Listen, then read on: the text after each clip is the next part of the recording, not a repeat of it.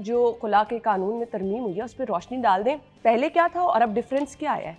अच्छा, बेसिकली खुला जो है ये ख़ातून के लिए एक हक़ रखा गया है।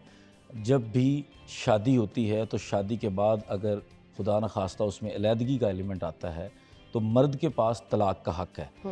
औरत को भी तलाक का हक़ मिलता है निकाह नामे के मुताबिक, अगर निकाह के वक्त उस कॉलम को लिखा जाए, उसके अंदर औरत को ये हक़ तफवीज़ कर दिया जाए तो औरत भी मर्द की तरह ये राइट एक्सरसाइज कर सकती है। लेकिन हमारी सोसाइटी के अंदर उस कॉलम के ऊपर कभी बात ही नहीं होती। नहीं, वो है ना, हक तो है। एग्जैक्टली वो एक कॉलम मौजूद है, रजामंदी से उस पे क्रॉस लगवाया जाता है। उसमें लिखा हुआ है कि क्या मर्द तलाक का हक औरत को तफवीज़ कर रहा है, अच्छा, या औरत को एक तलाक का हक तफवीज़ किया जा रहा है।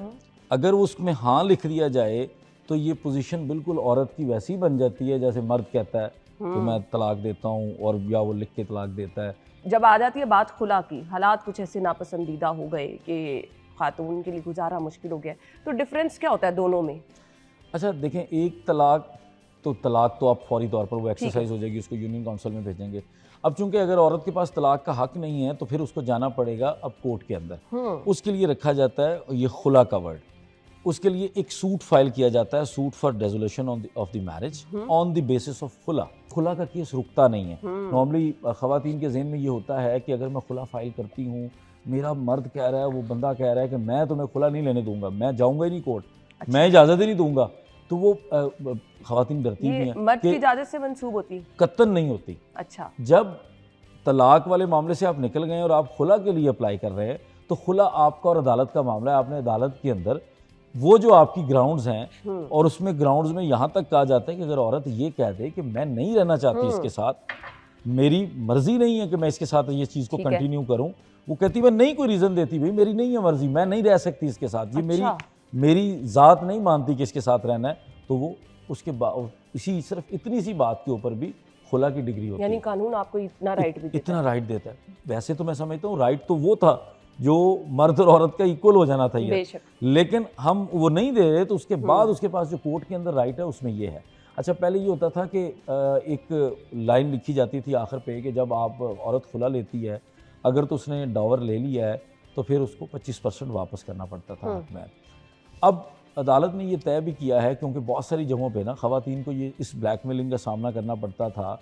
अगर खुदा न खास्ता किसी वजह से वो खुला के अंदर जाती हैं तो खुला के बाद उसको हक महर से महरूम कर दिया जाता था, उसके चक्कर लगते थे, वो कप जाती थी।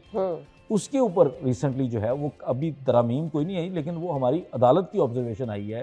कानून में उन्होंने ये एक इंटरप्रिटेशन की है कि अगर औरत किसी के जुल्म के लिए इस ग्राउंड को इस्तेमाल करके कि उसको टॉर्चर किया जा रहा है, वो मेंटल टॉर्चर हो सकता है, फिजिकल टॉर्चर हो सकता है, उसके ऊपर किसी किस्म की इस तरह की एक्टिविटी हो सकती है, तो उसके ग्राउंड के ऊपर अगर खुला लेती है तो वो पूरे हक महर की भी हकदार है। आप उसका हक महर नहीं रख सकते। इसके अलावा दीगर शराइत पे भी हम लड़कियों को परेशान देखते हैं। शौहर ने दूसरी शादी कर ली, शौहर के अफेयर बहुत ज़्यादा है, लड़की नहीं रहना चाह रही ना, उसकी मर्जी है, इस सूरत में भी नहीं आपको वो हक महर मिलेगा। देखें, उसमें बड़ा वाज़े तौर पर टॉर्चर है।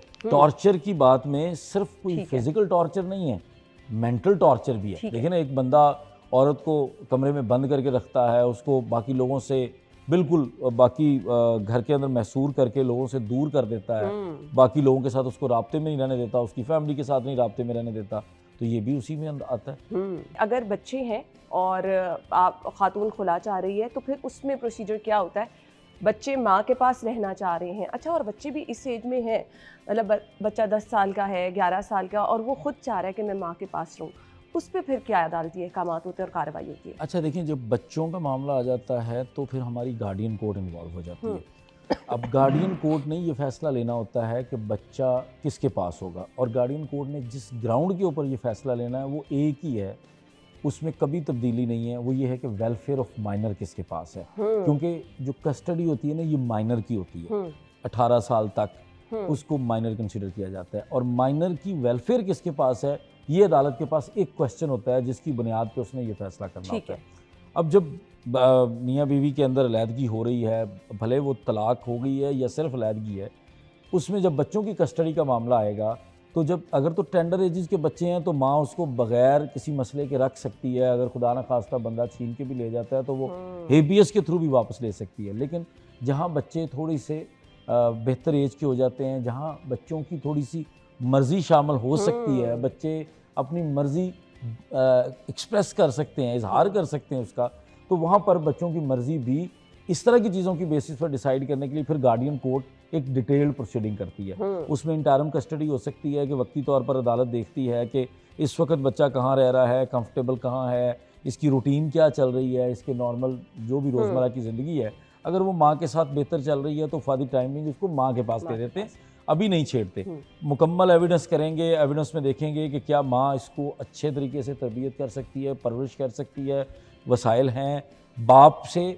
अच्छा, माँ के वसाइल होने का मतलब ये भी कतन नहीं है कि बाप की जिम्मेदारी ख़त्म हो जाती है। अच्छा। अगर वो बायोलॉजिकल फादर है तो उसकी जिम्मेदारी वहाँ तक है कि वो उस बच्चों को मेंटेन करे। हाँ, अगर खुदा न खास्ता वो बंदा ये साबित कर देता है कि उसकी कैपेसिटी नहीं है, किसी भी हालत से उसकी कैपेसिटी नहीं है कि वो बच्चों को मेंटेन कर सके, देन उसकी कैपेसिटी के मुताबिक अदालत फैसला करती है। अदरवाइज अदालत ने दोनों फरीकैन की गवाही के बाद, उनकी शहादतों को देखने के बाद, उसमें अपना जुडिशल माइंड अप्लाई करने के बाद, सारी चीज़ें देखते हुए फिर गार्डियन कोर्ट डिसाइड करती है कि ये बच्चा माँ के पास जाएगा या वालिद के पास जाएगा। खर्चा अगर औरत चाह रही है कि ठीक है, अगर वो कर भी सकती है, फिर भी एक राइट तो है ना बाप का कि अगर आपके 2-3 बच्चे हैं, स्कूल जा रहे हैं, तो वो फिर कोर्ट के थ्रू जाके आपने अपना ये हक लेना है।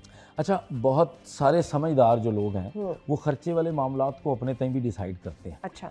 वो हमारे सामने बहुत सारे ऐसे मामलात आए जिसमें आपस में उन्होंने डिसाइड कर लिया।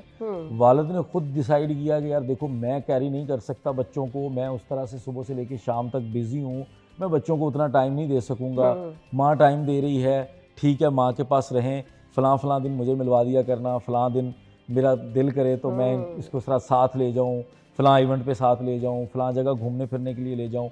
अब उसके बदले हम ये तय कर लेते हैं कि तुम मुझे इसका बना के बता दो कि जो अखराजात हैं उस दौरान भी किसी चीज़ की ज़रूरत है। मतलब हमारे पास ऐसी भी चीज़ें, हमने वो लॉयर्स ने दोनों तरफ से हेल्प की कि हमने यहाँ तक डिसाइड किया कि वो पेरेंट्स ने यहाँ तक एग्री किया, वालिद ने ख़ासकर, कि मैं हर वो चीज़ भी दूंगा और फर्दर भी अगर कोई दरमियान में चीज़ आती है कि आप कहते हो कि बच्चे का फ़लाँ चीज़ को दिल कर रहा था, या आप बच्चे को फ़लाँ चीज़ ले दो, इसके लिए अच्छी होगी, लैपटॉप ले दो, फ़लाँ चीज़ ले दो, कुछ भी, तो वो कहता है बिल्कुल मेरा बच्चा है। इतने अच्छे लोग वैसे कम ही होते हैं। देखिए, अच्छा, इसमें ना लॉयर्स का बड़ा रोल होता है। अच्छा। हमारे सामने जब वालिद आता है कोई, और हम जब, मैं ज़ाती तौर पर क्या करता हूँ, मैं समझता हूँ, उससे पूछता हूँ भाई आपका बच्चा है, हम मानते, मैं मानता हूँ, देखो अगर आप कर सकते हो तो ये आपका बच्चा है, ये आपकी जिम्मेदारी है, आपको इस जिम्मेदारी को पूरा करना चाहिए। अगर मैं उसको ये, वहाँ पर मेरी काउंसलिंग ये होगी कि कोई मसला नहीं, दौड़ाएंगे बीबी को, पता लग जाएगा बीबी को,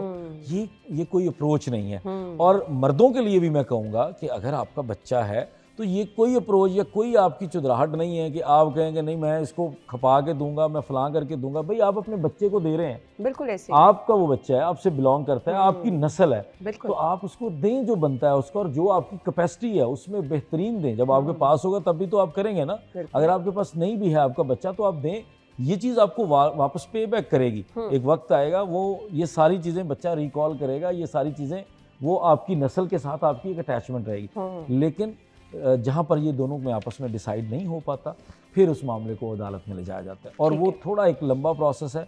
इनिशियली इंटरम मेंटेनेंस तय कर दिया जाता है एक वक्ती तौर पर आर्जी, उसके बाद डिसीजन लिया जाता है एविडेंस के बाद कि अब मुकम्मल होगा। ठीक है,